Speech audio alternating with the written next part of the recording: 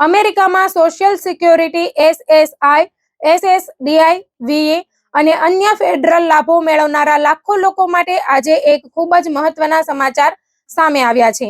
જો તમે direct express debit card દ્વારા સરકારી લાભો મેળવો છો, જો હજુ પણ પેપર ચેક દ્વારા પેમેન્ટ મેળવો છો અથવા તમારા સોશિયલ સિક્યોરિટી રેકોર્ડમાં બેંકની માહિતી અપડેટ કરવાની જરૂર છે, તો આ સમાચાર તમારા માટે અત્યંત મહત્વના છે.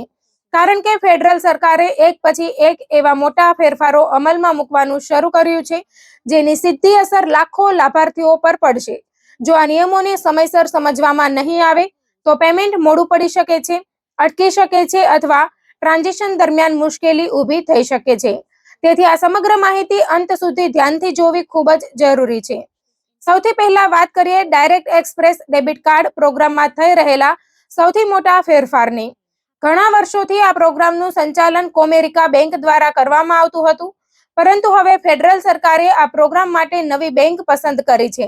હવે કોમેરિકા બેંકના સ્થાને ફિફ્થ થર્ડ બેંક આ સમગ્ર ડાયરેક્ટ એક્સપ્રેસ પ્રોગ્રામનું સંચાલન કરશે. આ કોઈ નાનો ફેરફાર નથી, કારણ કે તેની અસર અંદાજે 36 લાખથી વધુ લાભાર્થીઓ પર પડશે. એટલે કે જો તમે હાલમાં ડાયરેક્ટ એક્સપ્રેસ કાર્ડનો ઉપયોગ કરીને સોશિયલ સિક્યોરિટી અથવા અન્ય ફેડરલ લાભ મેળવો છો, તો તમને પણ આ પ્રક્રિયામાં સામેલ થવું પડશે. સરકારના જણાવ્યા અનુસાર જુલાઈ 2026 પછી જે નવા લોકો ડાયરેક્ટ એક્સપ્રેસ પ્રોગ્રામમાં જોડાશે તેમને શરૂઆતથી જ ફિફ્થ થર્ડ બેંકનું નવું કાર્ડ આપવામાં આવશે. પરંતુ જે લોકો હાલમાં કોમેરિકા બેંકનું કાર્ડ વાપરી રહ્યા છે તેમના માટે અલગ પ્રક્રિયા નક્કી કરવામાં આવી છે. આવા તમામ હાલના કાર્ડ ધારકોને આ મહિના દરમિયાન સત્તાવાર પત્ર મોકલવામાં આવશે. આ પત્રમાં નવું કાર્ડ ક્યારે મળશે, તેને કેવી રીતે એક્ટિવેટ કરવું, જૂના કાર્ડનું બેલેન્સ નવા કાર્ડમાં કેવી રીતે ટ્રાન્સફર થશે અને ટ્રાન્ઝેક્શન દરમિયાન શું કરવું તેની સંપૂર્ણ માહિતી આપવામાં આવશે. અહીં સૌથી મહત્વની વાત છે કે ઘણા લોકો સરકારી પત્રને સામાન્ય મેઇલ સમજીને અવગણી દેતા હોય છે અથવા વાંચ્યા વગર ફેંકી દેતા હોય છે. પરંતુ આ વખતે એવી ભૂલ કરવી ખૂબ જ મોંઘી પડી શકે છે. જો તમે આ પત્રમાં આપેલી સૂચનાઓનું પાલન નહીં કરો તો ટ્રાન્ઝેક્શન દરમિયાન તમારું ફંડ સમયસર ઉપલબ્ધ ન રહે અથવા પેમેન્ટમાં વિલંબ જેવી સમસ્યાઓ આવી શકે છે. તેથી જ્યારે પણ આ સત્તાવાર પત્ર મળે ત્યારે તેને ધ્યાનપૂર્વક વાંચવો અને તેમાં જણાવેલા દરેક પગલાંનું પાલન કરવું. જો તમને કોઈ શંકા થાય કે મળેલો પત્ર સાચો છે કે નકલી, તો પત્રમાં લખાયેલા અજાણ્યા નંબર પર ક્યારેય ફોન ન કરવો. તેની જગ્યાએ હંમેશા ડાયરેક્ટ એક્સપ્રેસની સત્તાવાર હેલ્પલાઇન 1800-333-1795 પર સંપર્ક કરીને તેની ખાતરી કરવી. આજકાલ સરકારી વિભાગોના નામે અનેક પ્રકારના સ્કેમ થઈ રહ્યા છે, તેથી સાવચેતી રાખવી અત્યંત જરૂરી છે. હવે વાત કરીએ બીજા મોટા ફેરફારની, જે હજુ પણ પેપર ચેક દ્વારા પેમેન્ટ મેળવનારા લોકો માટે ખૂબ મહત્વનો છે. સોશિયલ સિક્યોરિટી એડમિનિસ્ટ્રેશન હવે ધીમે ધીમે પેપર ચેકની પ્રથા સંપૂર્ણપણે બંધ કરી રહ્યું છે. વર્ષના અંત સુધીમાં મોટાભાગના લાભાર્થીઓને ઇલેક્ટ્રોનિક પેમેન્ટ સિસ્ટમમાં ખસેડવાનો પ્લાન છે. હાલમાં હજુ પણ આશરે 3,90,000 જેટલા લોકો પેપર ચેક દ્વારા લાભ મેળવે છે.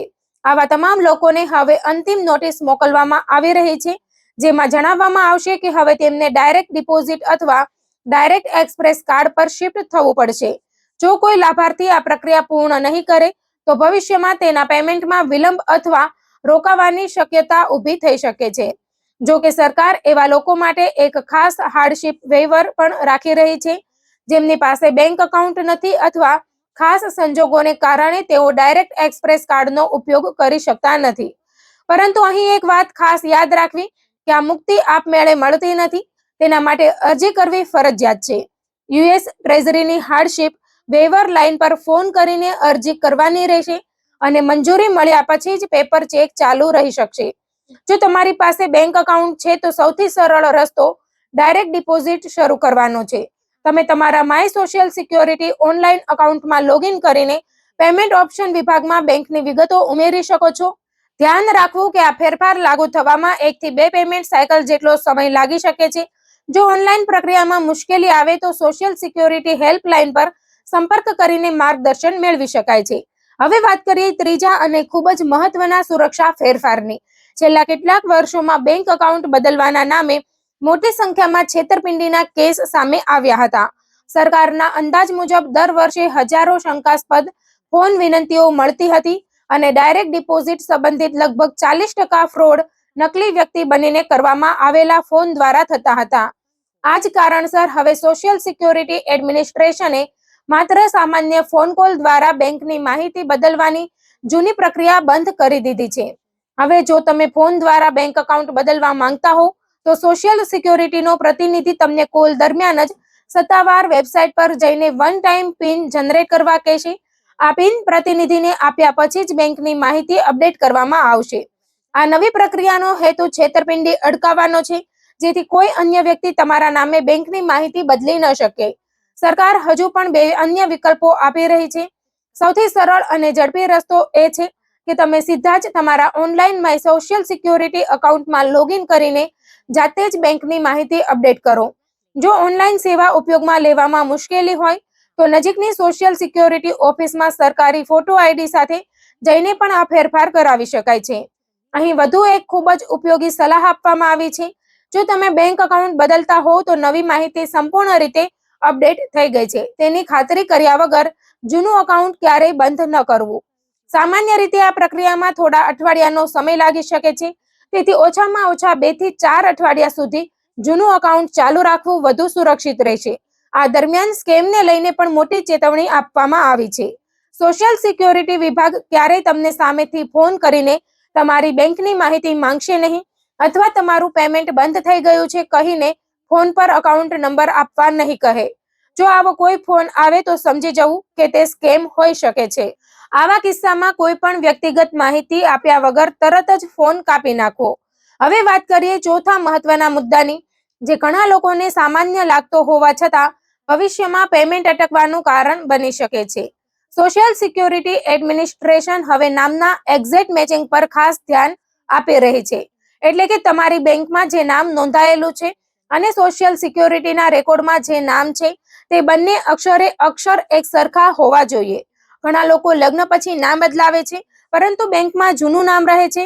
કેટલાક લોકો વિલિયમના બદલે બિલ અથવા અન્ય ટૂંકું નામ વાપરે છે. ક્યાંક સ્પેલિંગમાં નાની ભૂલ હોય છે. આવી નાની ભૂલો પણ હવે પેમેન્ટ રિવ્યુમાં જવાનું કારણ બની શકે છે. તેથી તમારા માય સોશિયલ સિક્યોરિટી એકાઉન્ટમાં જઈને પ્રોફાઇલમાં નોંધાયેલું નામ અને બેંક સ્ટેટમેન્ટ પરનું નામ એકવાર જરૂર સરખાવી લેવું. જો કોઈ ફરક જોવા મળે તો વહેલી તકે બેંક અથવા સોશિયલ સિક્યોરિટી વિભાગમાં સુધારો કરાવી લેવો.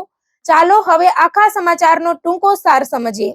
જો તમે ડાયરેક્ટ એક્સપ્રેસ કાર્ડનો ઉપયોગ કરો છો તો કોમેરિકા બેંકમાંથી ફિફ્થ થર્ડ બેંકમાં થઈ રહેલા ટ્રાન્ઝેક્શન અંગે મળનારા સત્તાવાર પત્ર પર ખાસ નજર રાખો અને તેમાં આપવામાં આવેલી તમામ સૂચનાઓનું પાલન કરો. જો હજુ પણ પેપર ચેક દ્વારા લાભ મેળવો છો તો શક્ય તેટલી વહેલી તકે ડાયરેક્ટ ડિપોઝિટ અથવા ડાયરેક્ટ એક્સપ્રેસ પર શિફ્ટ થવાની પ્રક્રિયા શરૂ કરો અથવા ખાસ પરિસ્થિતિ હોય તો હાર્ડશિપ વેઇવર માટે અરજી કરો. જો બેંક એકાઉન્ટ બદલવાનું હોય તો ઓનલાઈન પોર્ટલનો ઉપયોગ કરો અથવા નવા પિન વેરિફિકેશન નિયમને અનુસરો અને નવું એકાઉન્ટ સંપૂર્ણ રીતે સેટ થઈ જાય ત્યાં સુધી જૂનું એકાઉન્ટ બંધ ન કરો. અંતમાં તમારા બેંક રેકોર્ડ અને સોશિયલ સિક્યોરિટી રેકોર્ડમાં નામ એકસરખું છે કે નહીં તેની ખાતરી જરૂર કરો. આ 4-5 સરળ પગલાં તમને ભવિષ્યમાં પેમેન્ટ સંબંધિત મોટી મુશ્કેલીઓથી બચાવી શકે છે. તેથી જો તમે અથવા તમારા પરિવારનો કોઈ સભ્ય social security SSI, SSDI, VA અથવા અન્ય ફેડરલ લાભ મેળવે છે તો આ માહિતી તેમની સાથે પણ જરૂર શેર કરો, જેથી કોઈ પણ વ્યક્તિ મહત્વપૂર્ણ ફેરફારથી અજાણ ન રહે.